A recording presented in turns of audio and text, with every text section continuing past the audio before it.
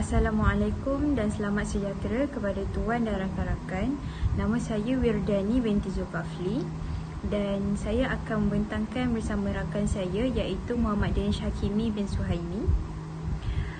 Hari ini saya akan membentangkan tentang jenis-jenis pencemaran. Okey. Pencemaran merupakan kemasukan bahan pencemar seperti bahan kimia, haba, cahaya dan tenaga ke dalam alam sekitar yang mengakibatkan kesan yang memusnahkan sehingga membahayakan kesihatan manusia, mengancam sumber alam dan ekosistem. Seterusnya, takrifan pencemaran yang lebih bermaklumat adalah menurut Akta Kualiti Alam Sekitar 1974 yang menyatakan bahawa pencemaran adalah sebarang perubahan sama ada secara langsung atau tidak langsung kepada sifat-sifat fizik, kimia, biologi atau arah sinaran mana-mana bahagian alam sekeliling. Okey. Seterusnya, jenis-jenis pencemaran. Yang pertama, pencemaran udara. Seterusnya, pencemaran air dan pencemaran tanah. Okey. Bagi pencemaran air, definisinya ialah perubahan yang berlaku kepada air dari segi kandungan atau warna serta sifat-sifat kimia yang disebabkan oleh pelbagai bahan pencemar dalam pelbagai bentuk seperti pepejal, cecair dan gas. Punca pencemaran air ialah pembuangan sisa toksik dari kilang. Contohnya kilang getah dan kilang kelapa sawit. Kesan daripada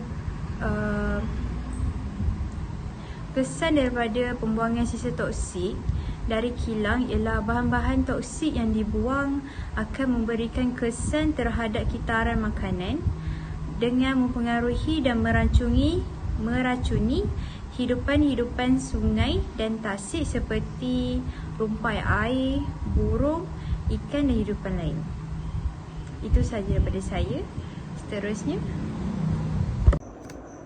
Okey, seterusnya ialah pencemaran udara. Okey, definisi bagi pencemaran udara merupakan satu keadaan yang melibatkan pengenalan sebarang bahan kimia, jirim, zarah atau bahan biologi yang boleh menyebabkan kemudaratan, ketidakselesaan kepada manusia atau organisma hidup lain serta merosakkan alam sekitar apabila ia dibebaskan ke atmosfera.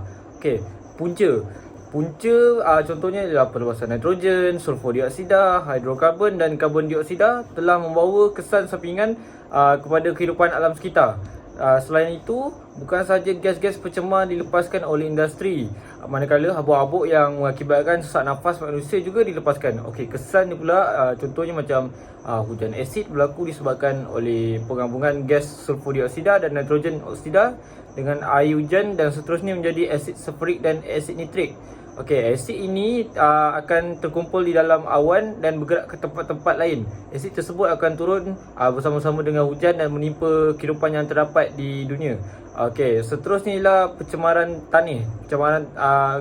Definisi bagi pencemaran tanah atau pencemaran tanah ini adalah disebabkan oleh kehadiran xenobiotik bahan kimia iaitu buatan manusia atau perubahan lain pada persekitaran tanah semula jadi. Ia biasanya disebabkan oleh aktiviti industri, bahan kimia pertanian atau pelupusan sisa tidak wajar. Okey, punca dia pula ialah seperti racun perosak merupakan bahan atau campuran bahan-bahan yang digunakan untuk membunuh perosak. Racun perosak boleh jadi bahan kimia, ejen biologi seperti virus atau bakteria. Okey, lepas tu antimikrob, disinfektan atau peranti yang digunakan terhadap mana-mana perosak. Okey, perosak serangga, patogen tumbuhan, rumpai, moluska, burung, mamalia, ikan, nematod tu ialah cacing gelang dan mikrob yang bersaing dengan manusia untuk makanan, merosakkan harta benda, merebak atau merupakan vektor bagi penyakit atau menyebabkan gangguan. Walaupun terdapat faedah bagi penggunaan racun perosak, ada juga kelemahan seperti potensi keracunan kepada manusia dan organisma lain.